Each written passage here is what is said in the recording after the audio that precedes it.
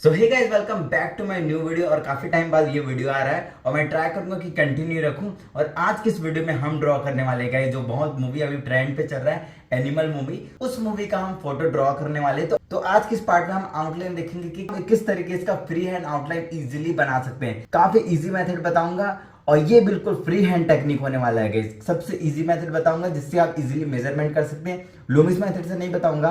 तो किस तरीके से हम इसको बनाएंगे, चलिए शुरू करते हैं। तो ये जो जिस मेथड से हम बना रहे हैं गाइस, इस मेथड को अगर आप समझ लिए एक बार अच्छे से, तो आप कोई भी किसी भी तरीके का ड्राइंग हो, चाहे ऑब्जेक्ट हो या फिर पोर्ट्रेट हो या लैंडस्केप हो, कोई भी हो, आप सारे चीज ड्रॉ कर सकते हैं। तो चलिए गाइस शुरू करते हैं आज की इस वीडियो को। तो गाइस ये है रेफरेंस फोटो जिसको हम ड्रॉ करने वाले हैं। तो इस फोटो को अगर आप ध्यान से देखोगे तो इस फोटो का एंगल काफ़ी ज़्यादा डिफरेंट है। लो एंगल से क्लिक किया गया है और बिल्कुल साइड फेस है। तो सबसे पहले हमको इसको स्ट्रक्चर को समझना पड़ेगा कि किस तरीके से इसका स्ट्रक्चर है। तो सबसे पहले हम चीज़ों को सिंप्लीफाई करेंगे कि किस तरीके से हमको एंगल लेना है। जब भी हम फ्री हैंड ड्रॉ करते हैं तो सबसे पहले आपको प्रोपोर्शन समझना काफ़ी ज़्यादा जरूरी है कि फोटो का एंगल किस तरीके का है। तो मैं यहाँ पे कुछ लाइंस क्रिएट करके, कुछ स्ट्रेट लाइन ड्रॉ करके यहाँ पे कुछ चीज़ों को क्लियरिफाई करूँगा कि किस एंगल पे हमारा पोर्ट्रेट ड्रॉ होगा। तो सबसे पहले मैं यहाँ पे मार्क करते जाऊँगा कि हमको फोटो को किस एंगल में किस तरीके से ड्रॉ करना है। तो सबसे पहले अगर देखें तो फोटो का फेस काफ़ी ज़्यादा राइट साइड में मुड़ा हुआ है। अगर हम इस तरीके से सीधा लाइन बनाते हैं तो ये वाला जो हेड का पार्ट है, जो हेयर का पार्ट है, वो लाइन कुछ इस तरीके से जाता है, इस एंगल पे हमारा लाइन जाता है। तो ये हमारा एंगल हो गया ऊपर हेड का। और नीचे की ओर देखें तो इस साइड देखें तो इस तरीके से हमारा हेयर का लाइन इस तरीके से क्रॉस हो रहा है। जो एक्स्ट्रा लाइंस है, एक्स्ट्रा डिटेल्स है, उनको हम इग्नोर करेंगे। पहले पहले चीज़ों को बस सिंप्लीफाई करेंगे कि किस किस तरीके से हम इसको कम लाइन में, एक स्ट्रेट लाइन में सिंप्लीफाई कर सकते हैं। तो ये हुआ। अब यहाँ पे फोर हेड को देखेंगे। फोर हेड को देखते हुए एक यहाँ पे एक ये वाला लाइन बना लेंगे कि हमारा एंगल इस तरीके से जाएगा। ये हमने क्रिएट कर लिया। अब फेस का ये वाला स्ट्रक्चर देख के, ये वाला पार्ट देख के एक लाइन हम यहाँ से बना लेंगे। तो देखिए इस तरीके से आपको सिंप्लीफाई करना है कि हमारा जो फेस का एंगल है, वो हेड है, वो इस तरीके से तिरछा है, ना कि सीधा नहीं। इससे क्या होता है कि प्रोपोर्शन काफ़ी ज़्यादा सही बनेगा। और ये सारा चीज़ गाइस जो हम यहाँ पे ड्रॉ कर रहे हैं, आपको ऐसे ड्रॉ नहीं करना है रेफरेंस फोटो में। आपको ये सारा चीज़ अज्यूम करना है, मतलब आपको माइंड में रखना है कि ये एंगल इस तरीके से है तो हमको इस तरीके से ड्रॉ करना है। ये चीज़ समझाने के लिए मैंने यहाँ पे ये सब लाइन्स क्रिएट किया है। बाकी जब भी आप रेफरेंस फोटो को देख के ड्रॉ करो तो आप यहाँ पे देख के ही समझ जाना कि ये कितने एंगल पे मोड़ा हुआ है। अब यहाँ पे नेक है, नेक का पोजीशन देख सकते हैं इस तरीके से है ये नेक। शोल्डर आप देख सकते हैं कि सीधा नहीं है, थोड़ा सा टेढ़ा है। तो एग्जैक्ट इसका हम मार्क कर लिए। और उसी तरीके से इस साइड का भी शोल्डर हम मार्क कर लेंगे। अब यहाँ पे आप लाइंस देख सकते हैं तो इस लाइन के कंपेयर में ये लाइन कितना नीचे है वो भी हम चेक कर सकते हैं। देखो अगर आप ऐसा देखोगे तो ये लाइन ऊपर साइड है और ये लाइन थोड़ा नीचे साइड है। ये हमको क्लियरली समझ में आ जाएगा। और यहाँ से यहाँ का लाइन आप देख सकते हैं कितना है। तो इसके कंपेयर करके ये शोल्डर कितना बाहर जाएगा, ये शोल्डर कितना बाहर जाएगा, हम उसको इजीली कंपेयर कर सकते हैं। जैसे यहाँ से यहाँ तक का लाइन, हेयर का लाइन इतना है, समथिंग इतना है, तो ये हमारा शोल्डर कितना लाइन जाएगा, यहाँ तक आप देख सकते हैं, यहाँ तक जाएगा। तो इस तरीके से आपको अज्यूम करना है, समझना है चीज़ों को कि इसके कंपेयर में शोल्डर कितना है। अगर हम फोर हेड बना रहे हैं तो फोर हेड के कंपेयर में नोज़ वाला पार्ट कितना बड़ा है, नोज़ वाले पार्ट के कंपेयर में बियर्ड है वो कितना है, ताकि ऐसा ना हो जाए कि बियर्ड बहुत ज़्यादा बड़ा बन गया, ये हेयर छोटा बन गया, या फिर ये हेयर ज़्यादा बड़ा बन गया।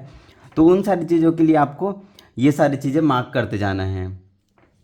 यहाँ पे आप इस एंगल से आप एक हेयर के लिए लाइन निकाल सकते हैं। हेयर इतने एंगल पे मुड़ा हुआ है, नहीं तो कैसा होता है, कई कई बार ऐसा होता है कि ये हेयर सीधा चले जाएगा। तो इस तरीके से आपको चीज़ों को चेक करना है। अब यहाँ पे अगर आप फेस एंगल देखेंगे, अगर लूमिस मेथड में बनाएंगे तो ये आपको इजीली समझ में आ जाएगा। अगर इस तरीके से बनाएंगे, अब अगर आप डायरेक्ट बनाते हैं तो आपको ये सारा चीज़ आपको पहले से समझना पड़ेगा कि फेस का कट, फेस का एंगल किस तरीके से मुड़ा हुआ है।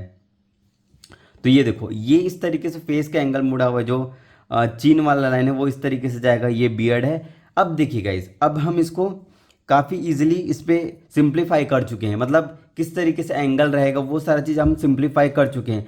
अब इसके अंदर जो हम कर्व्स लाइन ऐड करेंगे, कर्व्स लाइन मतलब यहाँ पे किस तरीके से मोड़ना है, यहाँ पर किस तरीके से मोड़ना है, ये सारा चीज़ अब ऐड करेंगे तो हमारे लिए ये काफ़ी ज़्यादा ईजी हो जाएगा।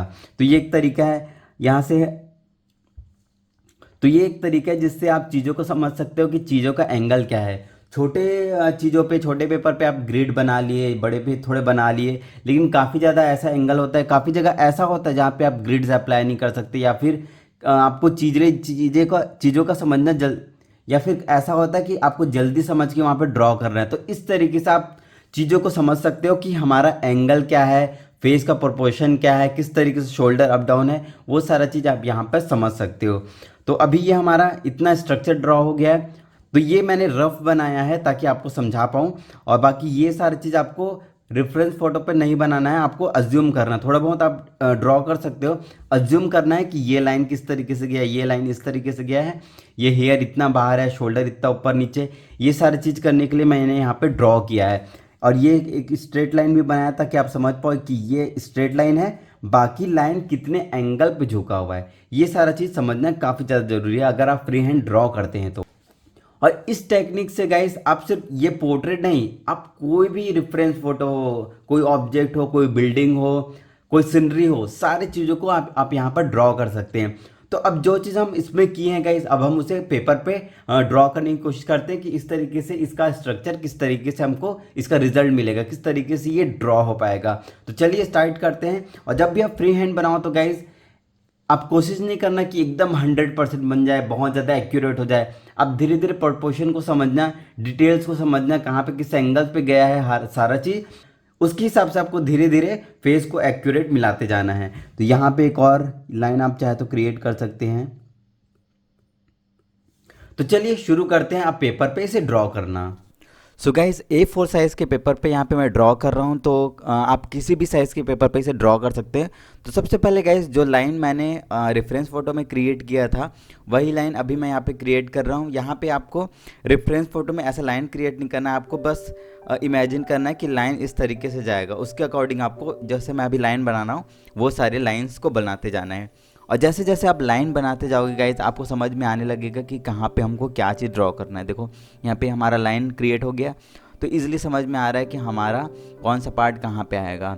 ज़रूरी नहीं कि इसमें एक्यूरेट एक एक बन जाए, हर एक चीज़ एक्यूरेट बन जाए। हम बेसिक स्ट्रक्चर बना के जो बाकी डिटेल्स है उसको हम धीरे धीरे इसमें ऐड करते जाएंगे। तो जिस तरीके से यहाँ पे मैं डिटेल्स बना रहा हूँ गाइज, जैसे फोरहेड मैंने बनाया, अब जो गॉगल है वो यहाँ पे मैं ड्रॉ कर रहा हूँ, तो सेम चीज़ आपको गॉगल भी ऐसे धीरे धीरे ड्रॉ करते जाना है, बिल्कुल आराम से ड्रॉ करना है। और वीडियो थोड़ा फास्ट है तो आपको लग रहा होगा कि काफ़ी ज़्यादा स्पीड में ड्रॉ करें, लेकिन ऐसा नहीं गाइस, मैं बिल्कुल आराम से ड्रॉ कर रहा हूँ। और जब भी आप आउटलाइन बनाओ गाइस, तो काफ़ी लोग बोलते हैं डार्क बनाया करो, देखो आउटलाइन हमेशा लाइट बनाना। अगर रेफरेंस मतलब वीडियो में अच्छी तरीके से दिख नहीं पाता तो आप फुल स्क्रीन मोड पर डाल देना और क्वालिटी थोड़ा इंक्रीज़ कर लेना ताकि क्लियर समझ आए।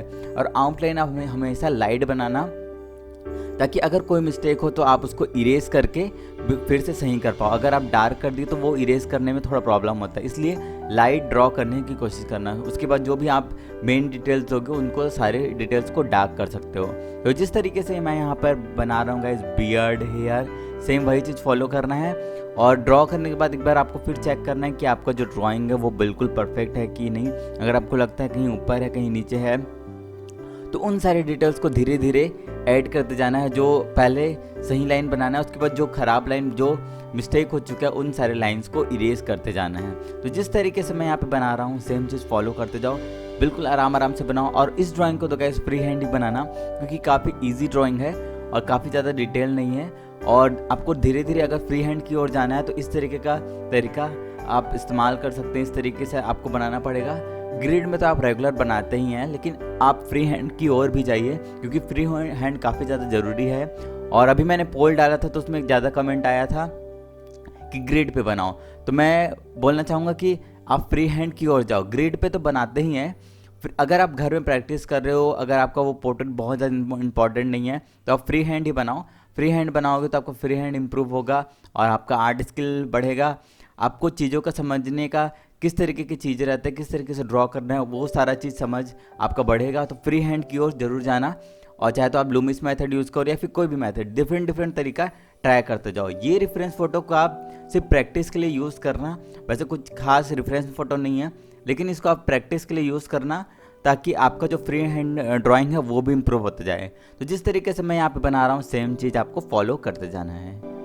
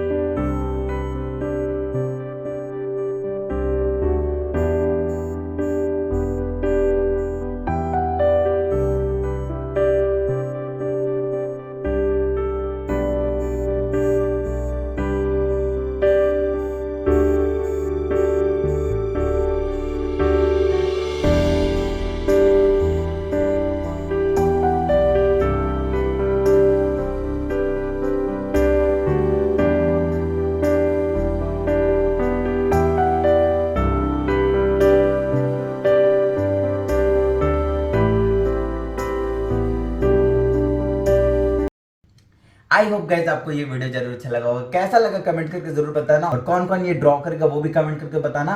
तो मिलते हैं इसके नेक्स्ट पार्ट में, शेडिंग वाले पार्ट में, जो कि काफी ज्यादा इजी होने वाला है। तो मिलते हैं नेक्स्ट वीडियो में, तब तक के लिए बाय, टेक केयर।